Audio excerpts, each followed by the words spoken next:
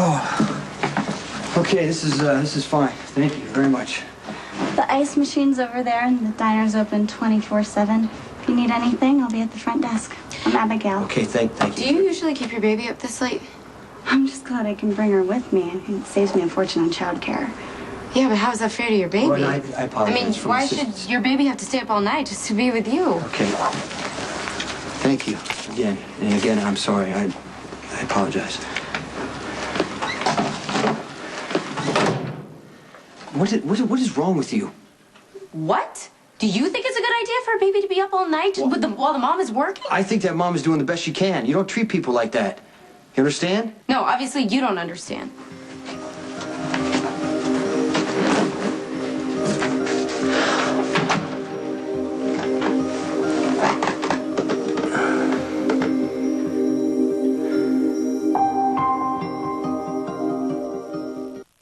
Robin, you haven't even examined me. How are you so sure that I can't represent Sam? Well, because I've seen your chart.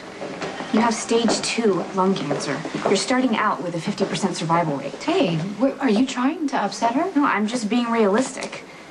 You had a surgical procedure on one lung. Then you developed post-op pneumonia. We had to induce a coma so we can fight yet another infection. Overall, you've been slow to respond to any treatment. And on top of that, you have a lot of stress, which complicates everything. That's enough. You shouldn't be thinking about representing your daughter.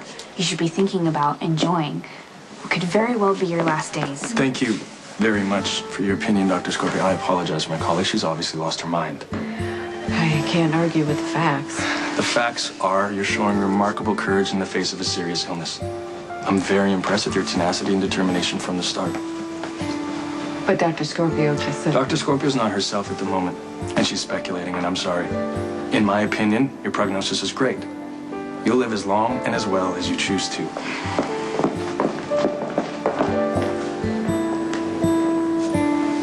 So...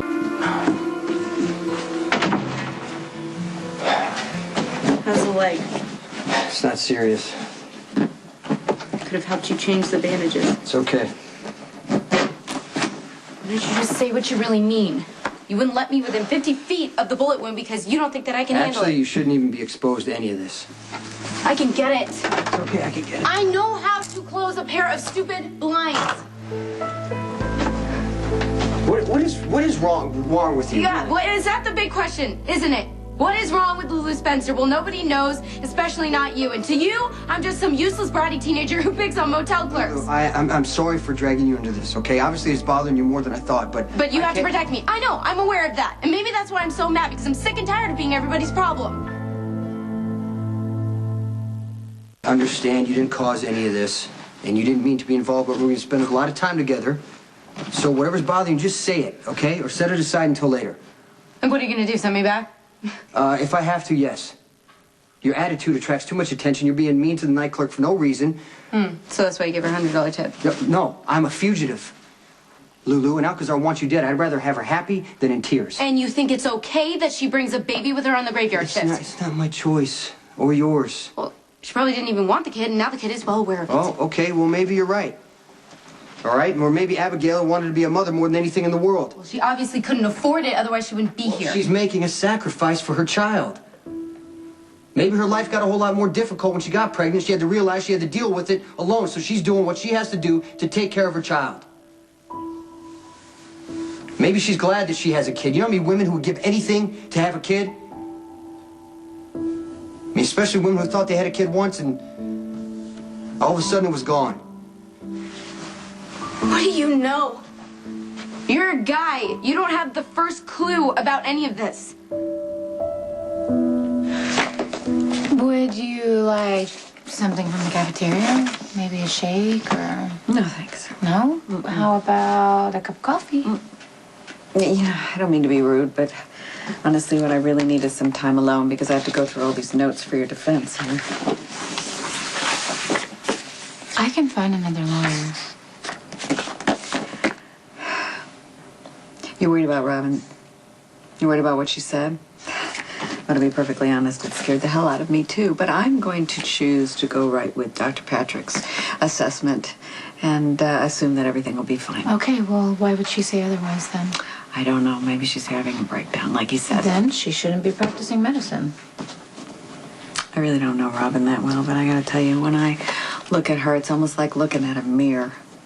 I see her just throwing her focus right into her work and thinking she can separate her personal life and her professional life, but you can't. It's kind of like throwing everything into the denial compartment, and then it just sort of explodes and you can't erase it from the screen.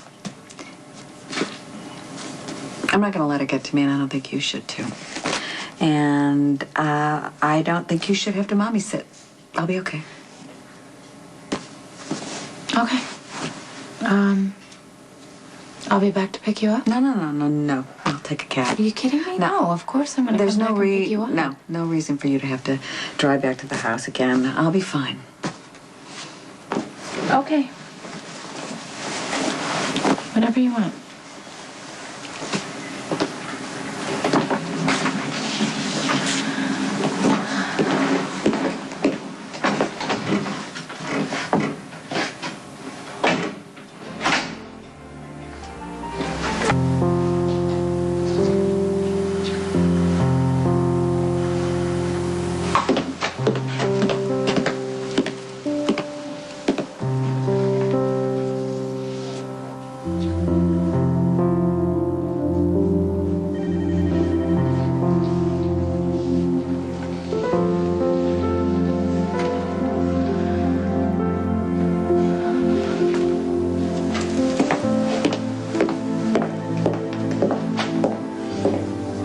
What do you know about women and babies?